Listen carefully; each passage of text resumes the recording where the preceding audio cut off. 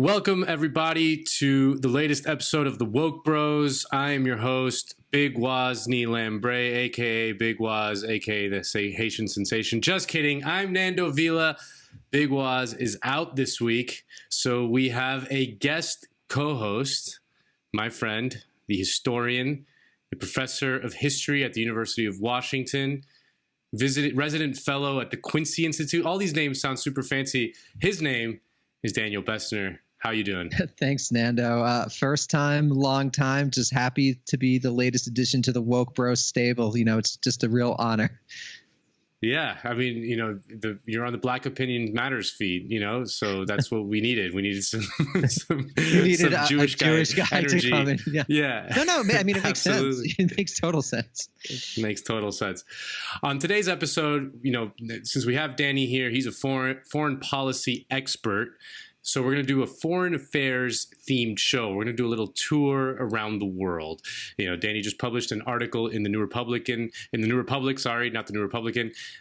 reviewing Stephen Wertheim's latest book, but really making a broad point about the United States' role in the world, which is something that we like to think about a lot on this show. We're also going to talk about these stories that are coming out in the news about Russian spies melting CIA agents' brains using James Bond villain like microwave rays or something crazy like that. We're going to dissect that and see whether there's any truth to that. But first, a historic election result in Bolivia. The MAS party, the movement towards socialism, Evo Morales' party, won a resounding victory in the face of right-wing opposition, right-wing military coups, and really is just one of the more inspiring developments in the news that I can remember in recent memory. I mean, this was really like an astonishing show of democracy, the potential that organized people power can achieve. So, Danny, why don't you just go through it, talk to me. What happened in Bolivia? So basically, everyone knows that there was a military coup where essentially a military deadline, in my understanding, was given to Morales, and Morales was forced to go into exile. And Nando, correct me if I'm wrong about any of this, but I believe he was in Argentina, right? Yeah. So he was so Morales was forced to go into Argentina. And of course, Morales is important, and Bolivia is important both for its own sake, but also because it represented this turn in the early 2000s in Latin American politics, the so-called pink tide. With Venezuela and Hugo Chavez, and in Brazil with our boy Lula, and of course in Bolivia with Morales, right? And particularly in Bolivia, it represented the rise of a very powerful indigenous politics for a country that I believe is majority indigenous. And I actually, significantly so. But of course, as what's happened in the last 15, 20 years, Venezuela has deteriorated into what it's become, not what people might have envisioned when Chavez won. And of course, in Jair Bolsonaro in Brazil, and the unrest and imprisonment of Lula and sort of the overcoming of Dilma. And so Morales was kind of the last one standing, a little bit part of this pink tide process. And so the coup, which was given at least sanctioned by the United States, has been admitted by many people, appears to have not worked. The interim president, basically a conservative leader, was very much overcome in this election. And I believe Mas got not only the presidency, but also the majority of Congress.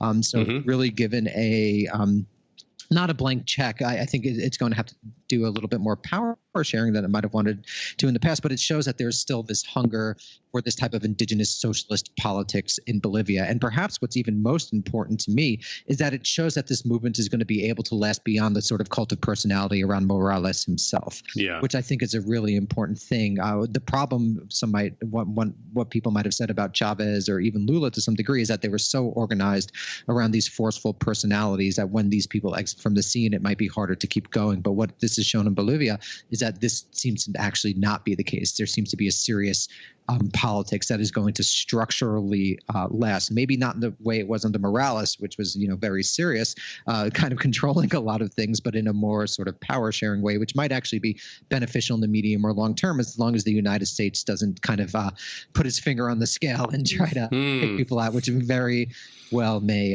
happen in some regard. Well, it's interesting. You say that we say that kind of in jest, but there is a very good chance that the United States might intervene in Bolivia in some way. If not like it might not be just outright like an invasion or a CIA-led coup or anything like that. It might just be kind of economic hamstringing of the country, which is what the U.S. has done lately in a lot of countries like Venezuela or Iran. And I think it's important for people to understand. I mean, Bolivia, what the fuck? It's Bolivia. Who gives a shit, right? It's just some country in South America that you probably don't even know that many Bolivians or whatever. But Bolivia is important because for a long, long time, Bolivia was the poorest country in South America. It was a largely rural, peasant, indigenous society that was dominated by a very small white elite, like a lot of Latin American countries. And Evo Morales in 2005 rises up and wins an election to become the first indigenous president, head of state in Latin America, a continent that was, before the Europeans like me got there, was all indigenous, obviously, and then it was kind of like dominated by this kind of white elite. Yeah, Benito Juarez in Mexico, mid-19th century. Does he count as indigenous, or is he mestizo of some sort? I mean, he's mestizo, but I mean, he's right. Yeah, no. Evo Morales. No one will claim that Evo Morales is mestizo at all. He is 100% indigenous, especially in recent politics. Definitely, yeah. Indigenous, yeah. Yeah. So it was this remarkable victory for the indigenous people of Bolivia, and Evo Morales, he looks like an indigenous peasant. It's not what you normally see in the head of state. As a head of state, you don't see them at the UN, and so I remember at the time, because I grew up in Miami, where there was a lot of Latin American politics is always on people's minds. People were just making so much fun of him. Everyone thought he was going to be this total disaster. Obviously, it was all horribly racist and just kind of assuming that this idiot peasant was just going to be a completely disaster. And then lo and behold, he was not. He was actually incredibly successful. The Bolivian economy grew tremendously in the 14 years that Evo Morales was in power, while he reduced the amount of poverty in Bolivia dramatically. I mean, so he did the two things you want, right? You want economic growth while reducing poverty. By every single metric, it was an unqualified success. And again, that could not be tolerated, right? You cannot allow left-wing people to succeed. So he was ousted in a right-wing military coup. So to see his party roar back into power less than a year later, and by basically this overwhelming show of democratic basically power in the face of military opposition. There were right-wing goons just beating people up on the streets. Obviously the media was totally in the tank for the opposition. All those things that all the obstacles, yet still this very well organized, very highly militant working class movement was able to come back into power. So it was just a very inspiring thing to see, and very significant given sort of the decline of the pink tide. I think this is a burst of inspiration to Latin American leftists generally, not only in Bolivia but elsewhere throughout the continent, because Latin America, there is a sort of transcontinental, not North and South, but South and Central America, about sort of this envisionment of a social democratic politics. I think it's really important, and I think it's important for just us in the United States to be aware of what this country might do and really work against any sort of anti-Mas movement, because the United States has historically, of course, intervened in Latin America in three ways: direct invasion, for example, that happened with General Winfield Scott in the 19th century, or Woodrow Wilson invading Veracruz in the midst of World War I, or the overthrow of Jacobo Arbenz in Guatemala. So like that shouldn't happen. But as Nando said, that's probably not going to happen. But also, we have to be very careful about economic manipulation, like Nando mentioned in terms of Iran and sanctions, but also U.S. Latin America. The United States for decades controlled certain Latin American countries' politics through dollar diplomacy, the manipulation of the dollar. And of course, the dollar stands at the center of the international system. So we have to be aware of that. And then also just what the United States has really done since the 80s as well, which is kind of fund opposition groups, has happened with the Contras and various other groups throughout Central America. So we, on the left here, need to be very aware of what this government, whether it's Trump or Biden, they probably both don't want a left-wing left-wing leader in Bolivia. Let's just keep our ears to the ground with that one. Yeah, no, absolutely. And assuming a Biden victory, which looks very likely, what do you reckon a Biden presidency, what their policy will be towards countries like Bolivia, Nicaragua, Venezuela, Cuba, quote unquote, enemy countries? Really just means countries that are on the left in Latin America. What would a Biden policy towards them be? I think it's going to be the standard American policy of trying to wring concessions for particular American interest groups out of these countries. I mean, Bolivia, I believe, is one of the world's centers of lithium, right? And so I think it has huge lithium reserves. Right, enormous lithium reserves. So my guess would just be, what America did with United Fruit, maybe not the same sort of incredibly drastic like that, but trying to wring concessions in particular ways, of getting around nationalizations of particular industries and things along those lines. And I think that would be true for Trump or Biden. Actually, Biden, who's probably going to be, or at least those under him are going to be more with it, might be quote unquote more scary when we're thinking about the future of Latin America. Whereas the general Trump disinterest in anything might actually allow these groups to flourish. And I think again, we on the left, we don't love the Democratic Party, but this is something that we should do. We should pressure Democratic senators, to oppose things like anti-mass policies, to oppose people like Bolsonaro and leaders along those lines. Yeah. So a bit of good news in a very bleak 2020. I mean, this is probably the best news that has happened in the world in 2020. Is this just the restoration of democracy in Bolivia? So, something to feel inspired by. If they could do it in Bolivia, surely we can do it here. And very unexpected, that unexpected. This was going to be such a blowout. And in fact, it actually, the media really didn't think, the Bolivian media really didn't think this was going to happen. So, I mean, that doesn't augur well for the United States, the role of the media getting things right. But hopefully, we won't see another Trump. Well, speaking of the media getting things right, I want to switch gears to our next story. This was a very large piece that dropped in GQ this week, courtesy of Julia Yaffe. And the piece is called "The Mystery of the Immaculate Concussion" in GQ. And the subhead is, "He was a senior CIA official tasked with getting tough on Russia. Then, one night in Moscow, Mark Polymeropoulos," which just, wow, nice Steve pronunciation. Thank you. Adam Sandler reference. Makes me think of, Steve Polychronopoulos. Yeah, all you kids look up that video. Steve Polychronopoulos. Yeah, the kids don't know what that is. That is an old reference, man. That's 25 years old. Longer, 27. Jesus Christ. Yeah. So, one night in Moscow, Steve Polychronopoulos, his life changed forever. He says he was hit with a mysterious weapon, joining dozens of American diplomats and spies who believe they've been targeted with this secret device all over the world, and even at home on U.S. soil. Now, as a CIA investigation points the blame at Russia, the victims are left wondering why so little is being done by the Trump administration. So this is some guy. He's in the CIA. His name is Steve Polychronopoulos, and he's like a CIA agent, essentially. He's an undercover agent. Yeah, in the middle. And then he ran part of the CIA. He's a CIA agent. Yeah.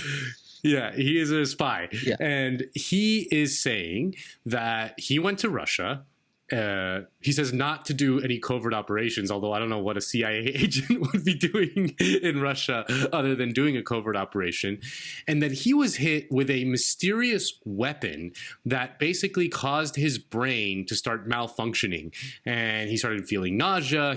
He lost control of his body. He says he barely made it out of there, and that now the government is leaving him out to dry. And this is not the first time we've heard about this. In the past few years, we've heard a lot of stories of diplomats in the U.S. embassy in Cuba complaining that they started hearing, like strange noises, like ringing in their head, nausea, and the media is running with this narrative that the Cubans and the Russians and, the bad people out there have this mysterious weapon that basically shoots microwave rays into people's brains and gets them to get all messed up. I don't know. It destroys their axons, basically. That's the idea is that it destroys the white matter of their brain and their axons or axons, which is like pretty serious. It kind of regulates a lot of functioning and things like that. So that's the claim, at least. Yeah, no, it is. So again, I mean, you should be very skeptical of this story, I think, if you're listening to this at home. But Danny, I wanted to get your take. I mean, you claim to be an expert in these death rays. Is this technology, does it even exist in the world? I mean, and even if it did exist, is it likely that the United States would not have one first? That like the Russians would have some sort of technology that the United States military industrial complex did not get the two first? Like, what is going on here? Unpack this for us. Are our spies, our beloved spies, getting their brains melted when they go to Moscow? Okay. Well, a lot of this weapon stuff in particular is very difficult to know because so much of it is classified and so many of the effects of the weapons are classified. So like that's, step one, route one. But I would say that since the late 1940s, actually, Yoffe gets her history a little bit wrong. She says that this began in the early 1960s, but I know as early as 1946, the United States was pouring quite a bit of money into so-called death rays, into so-called microwave rays, particularly through the Rand Corporation, which was Project Rand and part of Douglas Aircraft. They basically wanted to fund like superheating rays that would heat a body to between 8,000 and 17,000 degrees Celsius, and this was actually tested on animals in Iowa at the very least. This information has been released. So it stands to reason that over the next 75 years, this type of research has almost certainly been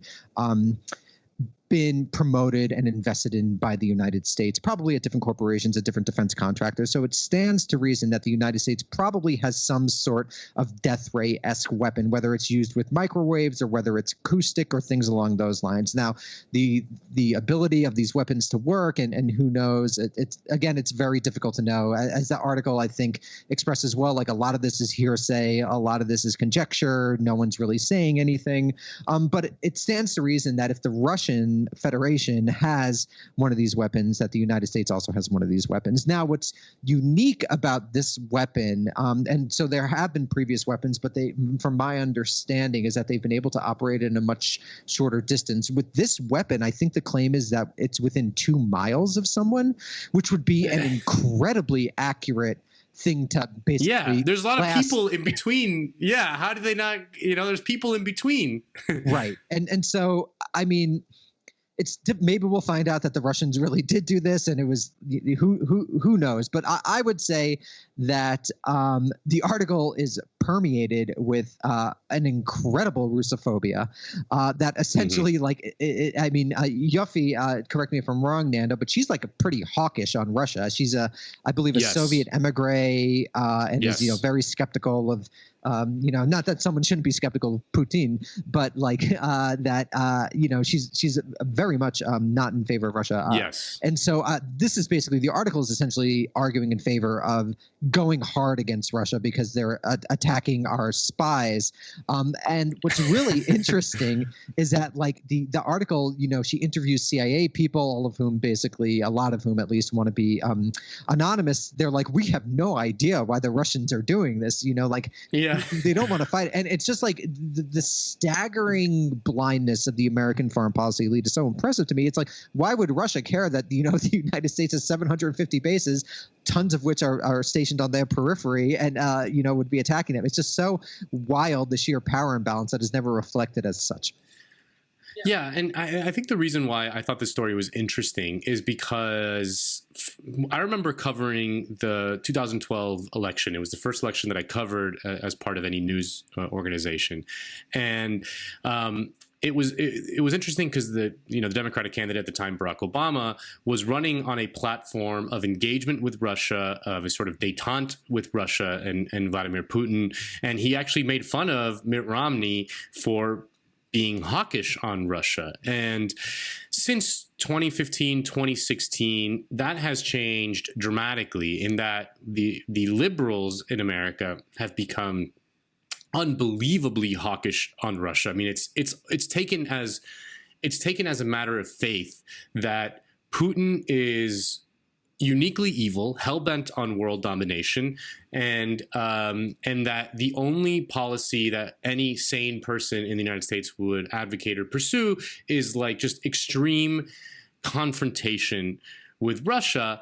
And they are convinced that Donald Trump, because of things, nonsense like the P tape, or because like some random dude like Don Jr. sent an email to like some Russian dude that, Donald Trump is in Vladimir Putin's pocket, and that he's being soft towards Russia in some meaningful way.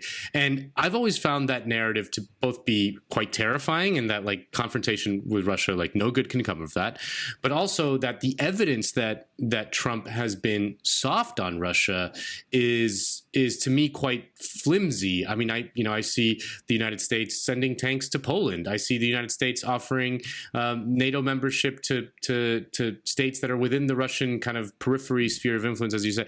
So this whole narrative is just so mind-boggling to me. And it strikes me that one of the things that the media has done is that if you mention Russia, you're allowed to say anything you want. That just because this story mentions Russia as the bad guy, you're allowed to say that they have microwave death rays with a range of 2 miles that can pinpoint a single CIA agent in his hotel room at the Marriott in Moscow and can fry his brain.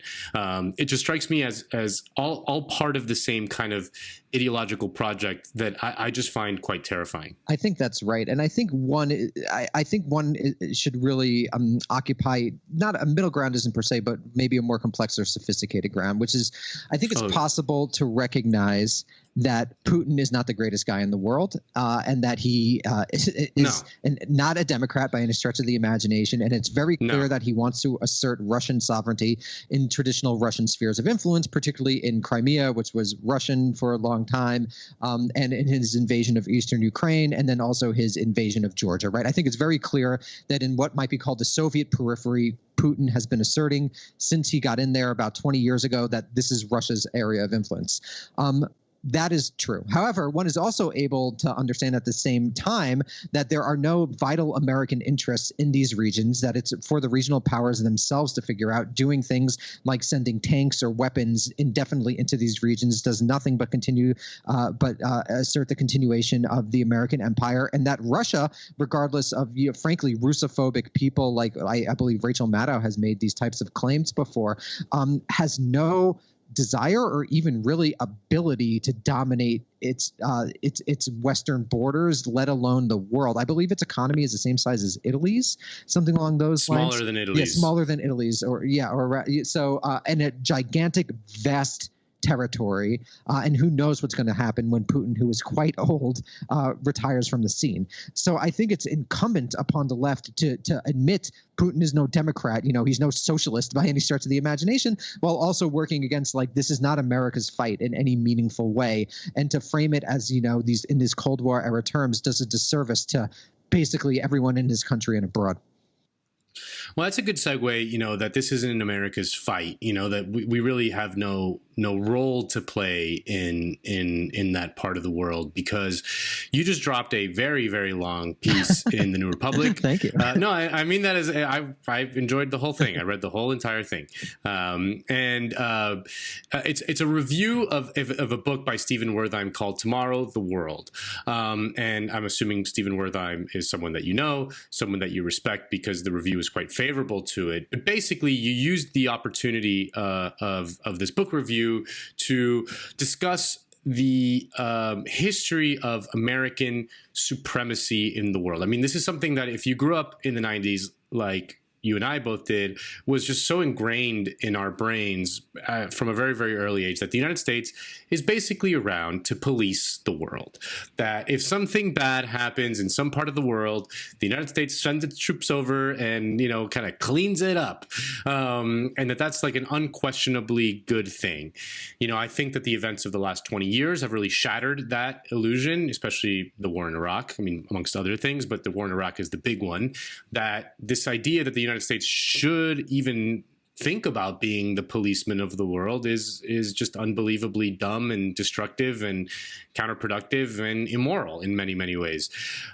So talk about what you see the history, a little bit of the history, but don't get too nerdy with it, but just a little bit of the history of how the United States became such a dominant force in world affairs, and then talk about and then we can talk about what you think the United States role should be going forward in an ideal world. Sure. Well, to really understand, you have to go back to 1215 and the signing of the Magna. Shut up.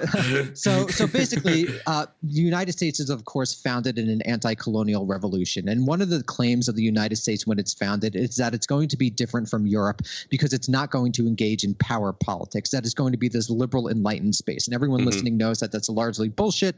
The genocide of the Native Americans, the slavery of Black Americans from Africa, et cetera, and many other oppressions. However, when people are talking about international relations that don't involve the Western Hemisphere, basically from the beginning, the United States says it's going to dominate the Western Hemisphere.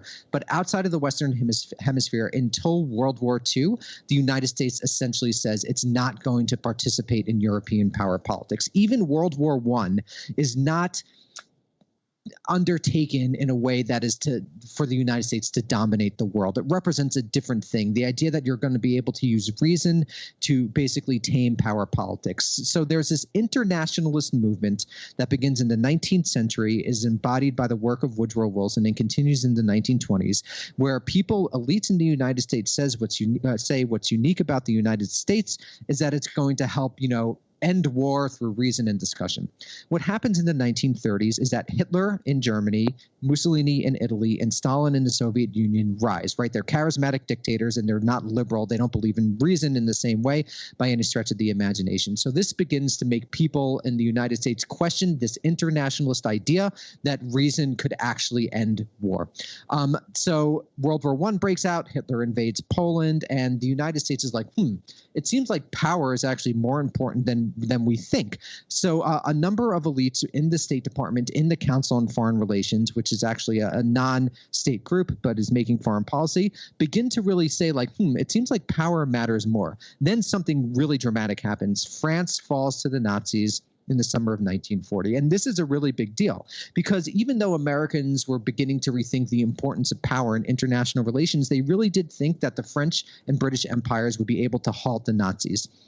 When the Nazis actually defeated the French, American elites are like, holy shit. If the Nazis take over all of Europe, they're going to be a real block on American progress, both in terms of literal capitalist exchange, right? The Nazis control Europe. We're not going to get favorable terms to all these European countries. If they control oil in the Middle East and Azerbaijan, we're not going to be able to get good oil. So that's one, liberal interchange. But also, America is not going to be able to, drive world destiny, which is one of the reasons the nation was founded. So it's really after the fall of France that Americans make a really radical shift where they begin to say that the basic purpose of the United States is to dominate the world. And so what do? They take over bases from the United Kingdom. They create international organizations like the UN, which give the United States and other great powers kind of a veto power over international relations. And most importantly, elites begin to tell the American public that world peace, prosperity, and the destiny of the United States depends on the United States governing the world. And during the Cold War, the United States eventually expands to the point where it literally does dominate the world, especially after the end of the Soviet Union. So I'll end on this today for people who don't just know the pure statistics. The United States controls 750 military bases. China controls one in Djibouti. Russia controls somewhere between 12 and 21. The United States, again, controls 750 bases, overseas bases, through which it could threaten the entire world, and spends more on its military than the next 10 countries combined, which include China, Saudi Arabia, the UK, France, blah, blah, blah, all the countries, all the big countries. The United States spends more than the next 10 countries combined. And this is because the Americans today believe that world peace and prosperity depends on the United States being what's called the hegemon, which simply means the most powerful nation on earth. And this is the situation that we're in today, Nando. And this is the situation that we grew up with when someone like Secretary of State Madeleine Albright told Matt Lauer, I believe in 1998, that the United States is the world's indispensable nation. And this is something that I'm arguing against in basically all of my work. Yeah, it's staggering. You mentioned one of the statistics that the United States has over 190,000 soldiers deployed in approximately 140 different countries, and it's around 70% of the world's totals. I mean, we have American boys and gals in uniform all over the world, basically at all times. We're basically occupying the world militarily. I mean, this is like even as the United States, as we all see all around us, like experiences kind of decline at home, declining living standards, declining institutions that are just falling apart. The military might is basically stronger than it's ever has been. So I guess, what should be the United States' role in the world? Because what you hear a lot of people say is like, yeah, I don't like American empire, but can we really trust the Chinese to fill the gap? Would you be worried if the United States pulled back from the world and it created a sort of power vacuum? And the Chinese, Xi Jinping was like, I'm going to step right in there and take control of this power vacuum. Like, what do you say to that? I mean, that's like the most common thing you think is like, it's better the enemy than the bad guy that versus the bad guy that could be, because it could always be worse. No, I think that's a great question. And I think this is why it's important to rethink how we understand international relations. The world is not a vacuum through which someone leaving means that something else will automatically fill in.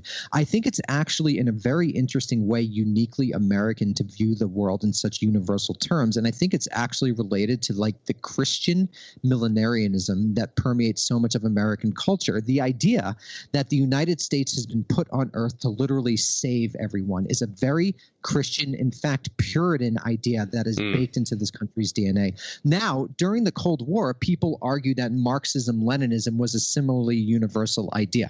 We're learning more and more as more archives become open in the Soviet Union that it never actually had such universal global aspirations. That's actually a very strange American thing.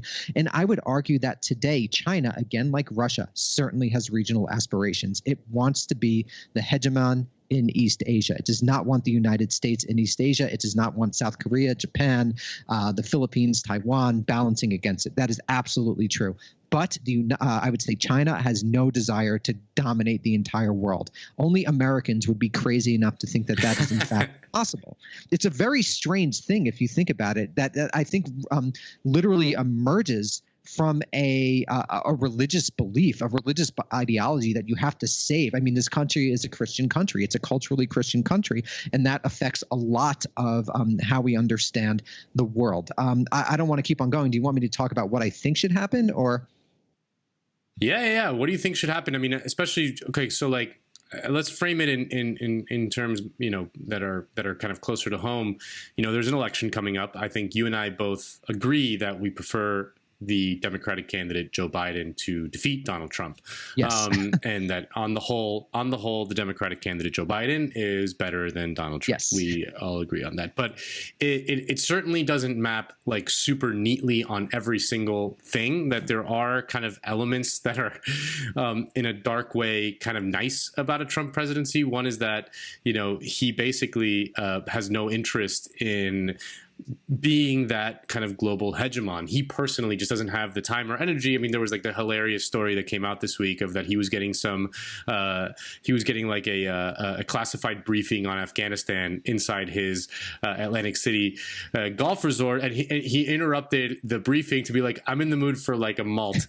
Anyone else want a malted milkshake?" Like in the middle of the briefing, and like all the CIA ghouls are just like horrified about it, and like with the story that we saw of Steve Polychronopoulos, basically complaining that Trump like has no business with the CIA, that Trump doesn't pay attention to us. Like it's straight up like the whole article. It's shocking. It's like him just whining about Trump, not really, which is kind of nice because the CIA is a force for evil in the world. It is not a force for good. It has never has been. It is unquestionably a force for evil. It makes no sense in any democratic society to have this kind of black box that is completely outside of our democratic control or understanding even. We have no idea what the hell is going on in there, except for what trickles out here and there from brave journalists, which, that's not happening as much lately. So there is a little perk, which is that Trump, basically ignores the CIA. But on the whole, a Joe Biden presidency would be better. And we think that a Joe Biden presidency will happen. So what will a Joe Biden presidency, how do you see it in terms of this United States role in the world, the American empire? Yeah, so this is where, in some sense, the Biden presidency double-edged sword might be too strong.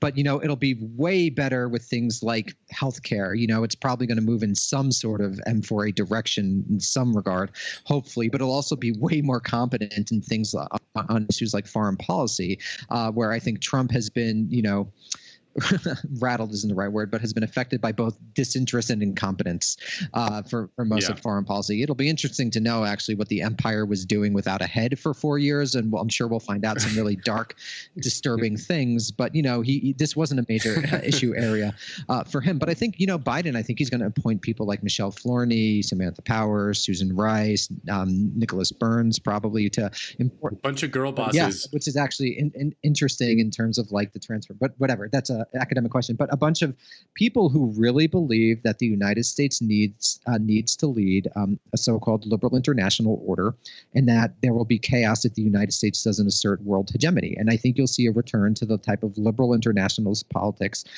that one's seen Democratic administrations embrace over the last 20, 25 years, whether it's from Bosnia to Kosovo to aspects of Iraq to Libya as well. So I think you might see more, particularly if someone like Power has a very influential position. I think you're likely to see more interventions abroad, quote unquote humanitarian interventions.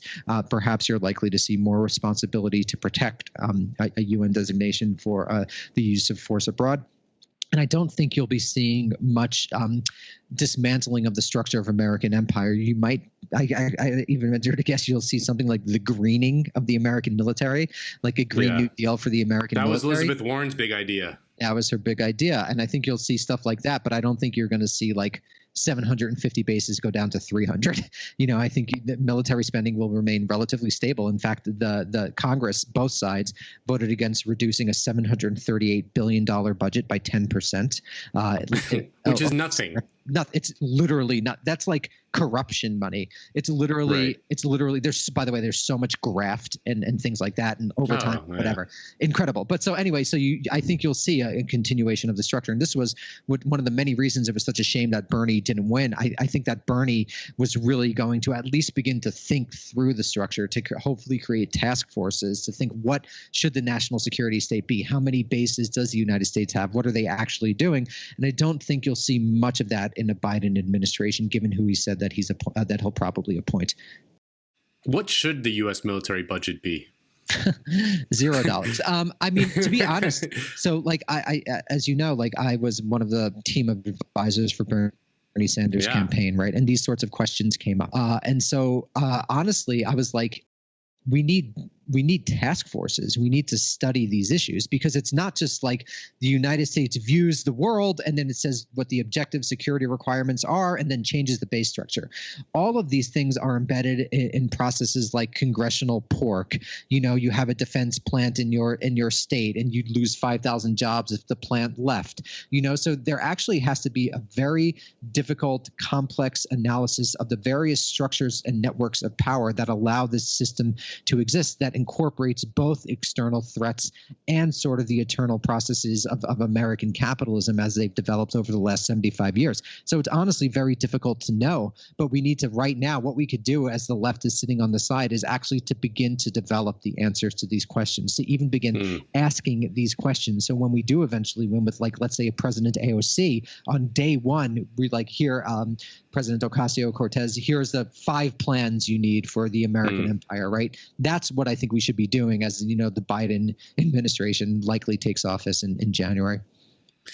Yeah, and the role of U.S. weapons manufacturers, as you mentioned, you come off, not you personally, but anyone who talks about this comes off sounding like some hippy dippy, like, hey man, did you know what the richest county in America is? Where the Pentagon is, man. But it's 100% true. The richest county in America is literally where the Pentagon is, which means that it's basically just the CEOs and ruling class of the weapons manufacturers just getting paid by the government to develop weapons, huge amounts of money. Yeah. And this is why I think what the left could really do is really ask important questions about the American state. For example, should weapons manufacturing be a private industry, right? Basically, the clients of the weapon manufacturers are overwhelmingly the American government or like Saudi Arabia. Like, should a monopoly of like Raytheon and Lockheed, et cetera, General Dynamics, should these companies be literally independent? Should they be private? I mean, to me, it seems like weapons manufacturing is a proper function of a state. That it shouldn't be like open to innovation and competitive bidding and blah blah blah. And I think this is only an artifact really of the 1920s and 1930s and really World War II that it developed in this way. So I think we on the left need to think really creatively about like what a left state would actually look like. Not only maybe healthcare shouldn't be private, but maybe weapons manufacturing shouldn't be private. And we should begin to make those arguments very forcefully from the moral position that we have. Yeah, you like Medicare for all? How about Raytheon for all? Exactly, baby. Yeah. Take that, candidate AOC. I mean, and it's literally like former officers like literally just become Raytheon contractors. Yeah. So it's like a revolving door. I mean, it's wild. Like, we know about the revolving door on Wall Street, where like if you're the Undersecretary Treasury for Western Hemisphere or whatever, and you're just making economic policy, and then you just leave the government and you go work for Goldman Sachs and get paid $5 million. Same thing happens when the weapons manufacturers. And like, yeah, I mean, it makes you sound like a kind of hippy dippy crank, but it's 100% true. It's 100% true that this is one of the ways the system reinforces itself, that the people in power just kind of are in power and then they get paid and then they go back in power and then they come back and they get paid. And, it's just that's the sort of vicious cycle.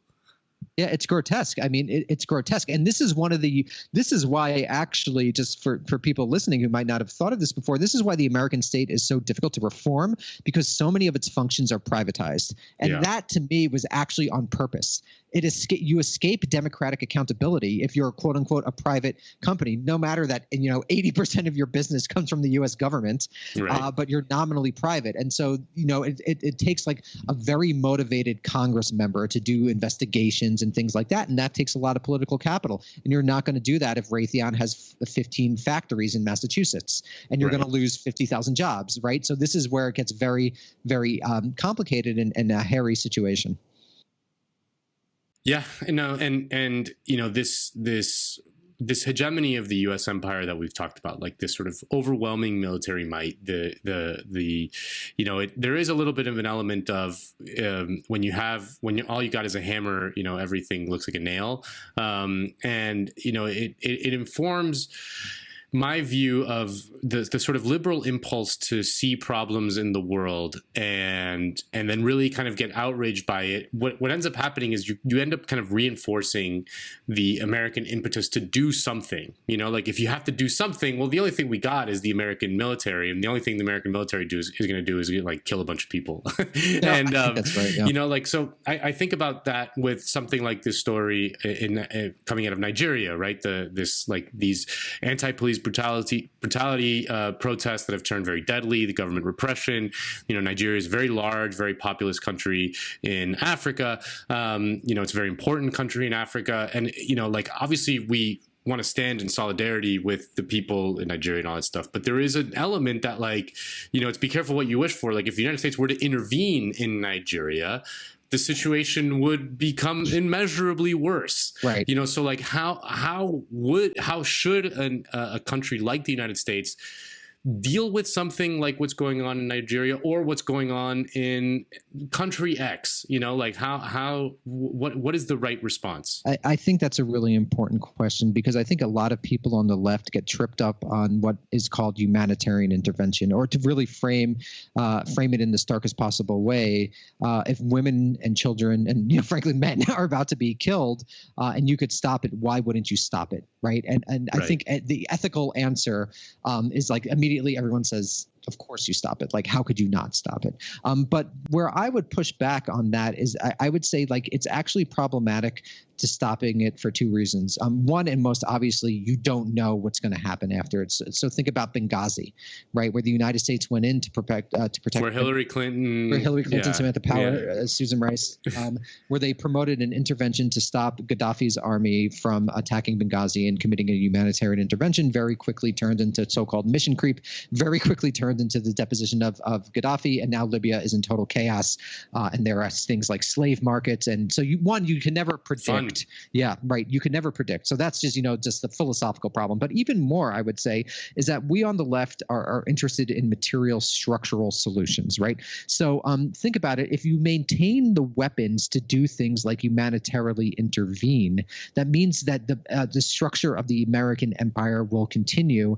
And that means that these bad things that we've attributed to the American empire, for example, about tens of millions of dead during the Cold War, we all know the bad statistics, blah, blah, blah, will continue. No, we don't actually, you know. So, no, let's go through them. So during the Cold War, I don't think people have any idea. Sure. So just in brief, there's a book called Rethinking the Long Peace, because a lot of people today are nostalgic for the Cold War, thinking it was a sort of this peaceful era. I'll just give two quick statistics. One, this book by I believe his name, not Paul Gillingham. Sorry, he's a guy at Columbia. Sorry, I forget his name initially. It's called Rethinking the Cold War. But he argues that between 1945 and 1989, about 20 million people died in Cold War era conflicts.